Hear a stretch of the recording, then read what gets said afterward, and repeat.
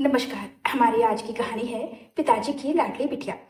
लाड प्यार और नाजों से पाली बेटी पाखी को कहाँ पता था कि उसके जीवन में एक मोड़ ऐसा भी आएगा कि पाखी सिर्फ नाम ही रह जाएगी। उसके जीवन में ना कोई सुगंध ना कोई ताजगी, बस किसी मुरझाए फूल की तरह जिंदगी गुजारनी होगी।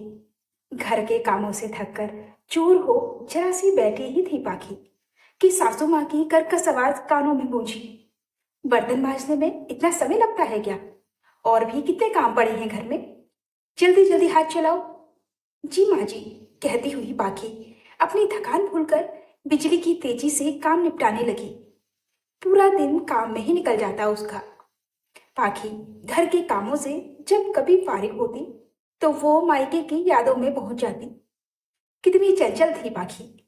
उसके पैदा होने पर पापा ने गोद में लेते हुए कहा था, ये मेरी पाखी है, ये मेरे जीवन की बगिया को महकाने वाली है। माँ झट से कह उठती, मेरी नहीं, हमारी बोलिए। आखिर मैंने भी तो 9 महीने कोख में रखा है इसे। फिर पापा कहते, हाँ हाँ, हमारी पाखी है, ये हमारी जिंदगी है। स्वभाव से नटखट पाखी अपने पापा के बहुत करीब थी। हाँ, माँ किसी गलती पर हल्का सा डांट देती तो पापा के ऑफिस से आने का समय होते ही वो उदास होकर बैठ जाती। पापा कहते, क्या हुआ हमारी बिटिया रानी को आज? क्यों उदास है मेरी रानी बेटी?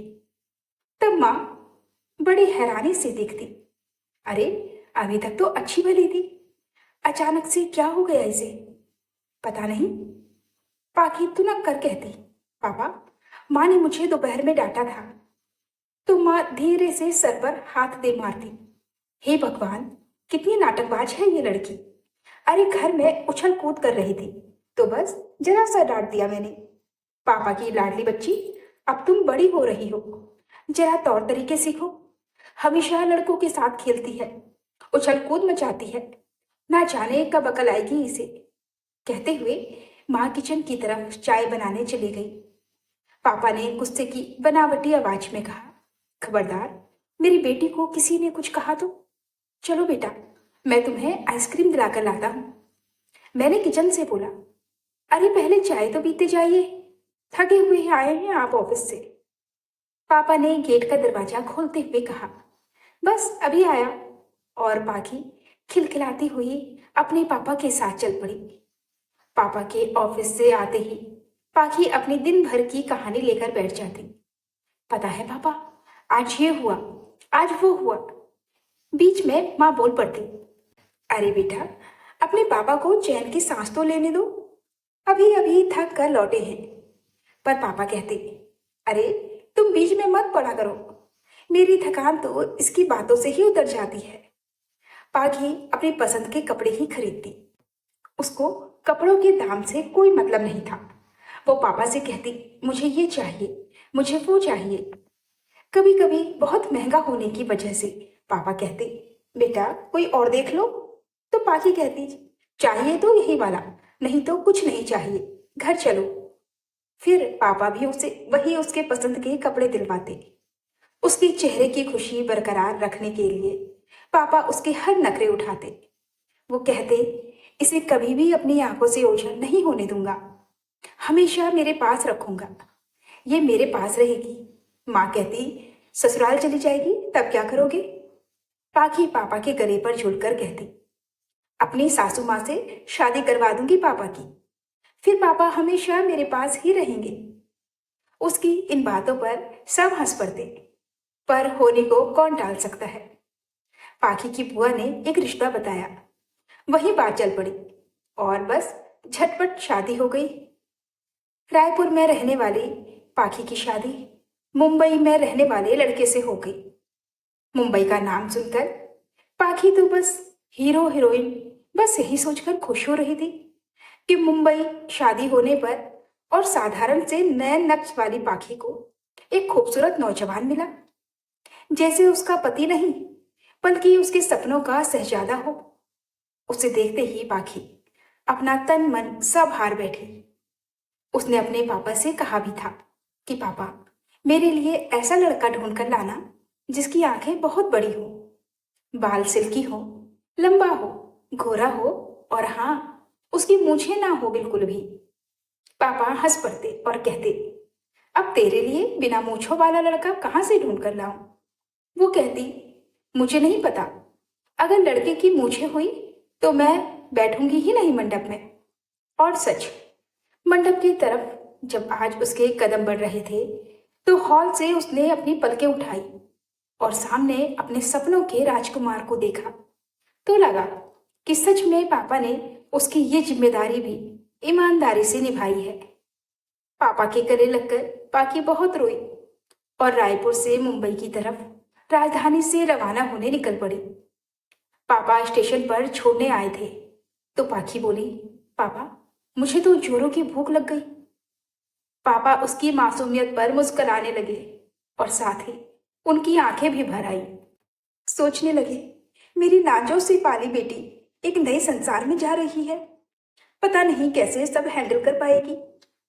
ट्रेन से उतरकर टैक्सी में बैठते ही पाखी की ऊंची ऊंची इमारतों पर नजर दौड़ने लगी।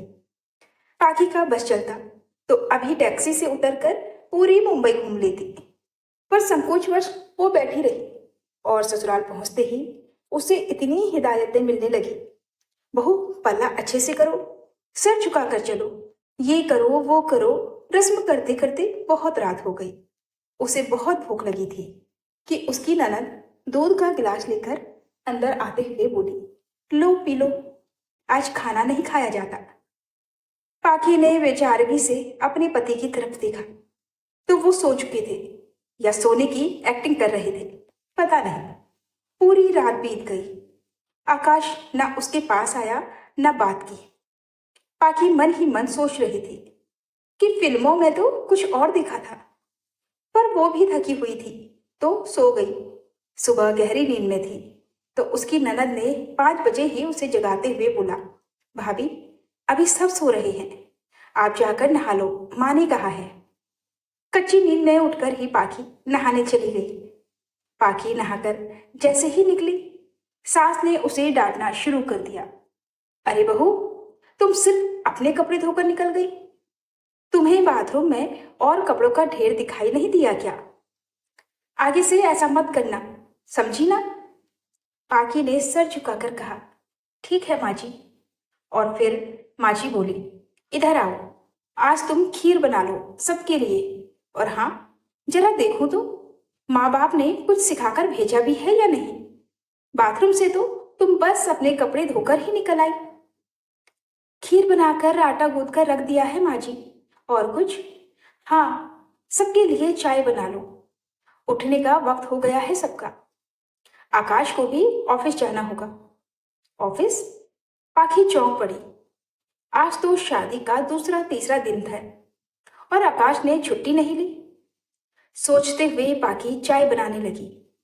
सबको चाय का कप पहुंचाकर जब वो अपने कमरे में आकाश के लिए चाय ले जाने लगी तो उसकी ननद ने कहा, भाभी चाय ले जा रही हो भैया को, उठाने से पहले कमरा अंदर से बंद कर लेना, बोलकर वो मुस्कुराती हुई चली गई। पाखी को कुछ समझ नहीं आया, पर उसने कमरे में जाकर कुंडी इसलिए लगा दी थी कि सुबह से घूंघट के भार से सर भारी हो रहा था। सर से पल्ला हटाकर चैन की सांस ली। गीले बालों में से पानी टपक रहा था।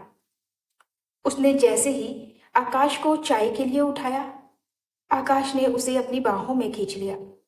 पाखी तब हंस पड़ी। आकाश ने पूछा, क्या हुआ? तो पाखी बोली, अभी मुझे टीना ने कहा था कि भाभी दरवाजा अंदर से बंद कर लेना, तो शायद इसलिए कहा था। आकाश ने कहा, कितनी समझदार है मेरी बहन, और तुम कितनी नासमझ हो। तुमने तो कल रात मुझे उठाया ही नहीं। क्यों नहीं उठाया तुमने मुझे कल रात को? आकाश ये कहते हुए उसकी चूड़ियां उतारने लगा। पाखी बोली, ये क्या कर रहे हो? बाहर आवाज जाएगी। इतना भी नहीं समझती क्या? और कुछ ही समय में खुद को व्यवस्थित करती हुई पाखी बाहर आ गई और सामने आई उसकी ननद से नजरें मिली तो पाखी शर्मा गई। मैंने कहा था ना भाभी, दरवाजा बंद कर लेना। पाखी ने भी शरारत से कहा, अच्छा, आपको बहुत पता है। टीना बोली, अभी मेरी शादी नहीं हुई तो क्या हुआ? मैं 21 साल की तो हूँ और आप 22 की, कहकर दोनों हंसने लगी। तभी सास की कर्कश आवाज आई, बहू, इतनी जोर से नहीं हंसते। चलो अब घर में झाड़ू लगा लो। और हाँ, कल से सुबह उठाना ना पड़े। समय से उठकर पहले झाड़ू लगाना, फिर नहा लेना, फिर बाकी के काम निपटाना। समझ गई ना?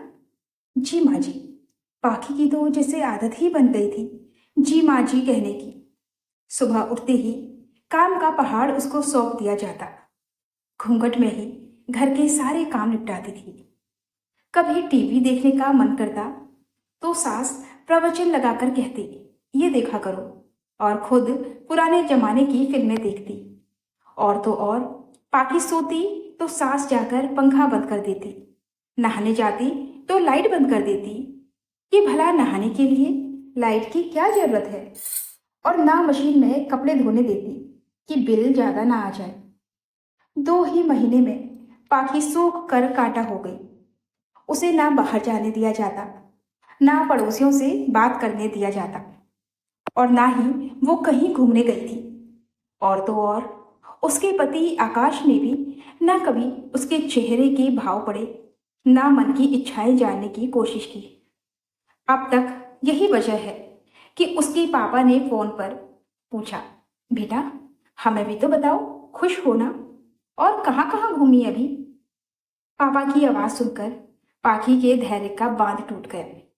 वो फूट फूट कर रो पड़ी। पापा बहुत परेशान हो गए। पाखी ने फोन काट दिया और अपने कमरे में जाकर रोती रही। वो अपने पापा से भला क्या कहती? उसके सपनों का महल टूट गया है कि आपने जहां मेरी शादी करवाई, उन्हें बहू नहीं बल्कि एक नौकरानी चाहिए थी। वो रोती रही कि उसकी सास ने दरवाजा खटखटाते हुए कहा, ये क्या नाटक लगा रखा है बहू? तुम रोकर क्या साबित करना चाहती हो कि तुम्हें अच्छा ससुराल नहीं मिला? तुम्हारे पापा 2 घंटे से फोन के पास ही बैठे हैं। उन्हें तुम्हारे मुंह से सुनना है कि तुम ठीक हो। अब चलकर ढंग से बात करो। पाखी ने आंसू पोंछते हुए कहा, जी माँ जी। और पापा को फोन पर बोली, पापा, मैं कहीं घूमने नहीं गई ना अभी तक। और आपने पूछा कि कहाँ कहाँ घूमी तो मुझे रोना आ गया। पापा ने राहत की सांस लेते हुए कहा, बस इतनी सी बात? बेटा, तूने तो मुझे डरा ही दिया था। मुझे लगा, पता नहीं, शायद तेरे साथ अच्छा सलूक नहीं होता। पाखी मुस्कुराते हुए बोली, अरे पापा, अब आप मेरी चिंता छोड़ दो। मुझे तो बहुत अच्छा परिवार मिला है। पर पापा को उसकी बातों से तसल्ली नहीं हुई। वो टिकट कराकर तुरंत अपनी बेटी से मिलने पहुंच गए। पाखी भी अपने पापा को देखते ही उनसे बच्चों की तरह लिपट गई। उसके दादा ससुर भी कहने लगे, साहब, आपने लक्ष्मी बहू दी है हमें। सुबह 5 बजे ही उठ जाती है, सब नाश्ता खाना समय से सबको करवाती है, और मेरी दवाइयाँ भी समय से देना नहीं भूलती। पापा बोले, ये आप किसकी बात कर रहे हो? मेरी पाखी तो ऐसी नहीं थी। मैं इससे 1 गिलास पानी मांगता था तो वो बोलती, पापा, मेरी नेल पॉलिश खराब हो जाएगी। ये कहते हुए पापा भावुक हो गए। और पूरा दिन बीतने के बाद उन्हें महसूस हुआ, पाखी में कितना बदलाव आ गया है। सारा दिन सर पर पल्लू रखकर काम करती है और फीकी मुस्कान से अपने पापा को जताने की कोशिश करती कि वो बहुत खुश है। पापा भी उसे किस्मत के सहारे छोड़ भारी मन से घर लौट आई। और पाखी सबकी स्वार्थ पूर्ति करते करते एक मशीन बन गई। वो हंसना रोना सब भूल गई। उसे दिन का और रात का 2 बार ही खाने की इजाजत थी, और चाय भी 1 बार सुबह और 1 बार शाम को। उसने भी नियतिमान ये सब स्वीकार कर लिया। लेकिन समय ने करवट ली। आकाश का तबादला अब रायपुर हो गया। वो वापस रायपुर आई और अपनी जिंदगी को एक नया मोड़ दिया। हाँ, वर्ष कुछ ज्यादा लग गए, लेकिन पाखी फिर से खिल उठी। पाखी समय रहते जान गई कि अपने लिए स्वयं सोचना पड़ता है, और आज वो एक मशहूर लेखिका है। अपने पापा का मान अपनी पहचान स्वयं बनाने वाली पाखी, जिसके गुणों की खुशबू उन लोगों तक भी जा पहुंची जिन्होंने अपने स्वार्थ को पूरा करने के लिए उसके अस्तित्व को दांव पर लगा दिया था। तो दोस्तों, ये थी हमारी आज की कहानी। आपको आज की कहानी कैसी लगी? कमेंट में अपनी राय जरूर दें। कहानी पसंद आई हो तो वीडियो को लाइक और शेयर करें। हर रोज नई कहानी सुनने के लिए आप हमारे चैनल नीलम स्टोरीज वॉइस को सब्सक्राइब करना बिल्कुल ना भूलें। तो मिलते हैं एक और नई कहानी के साथ। तब तक हमें अनुमति दें। धन्यवाद।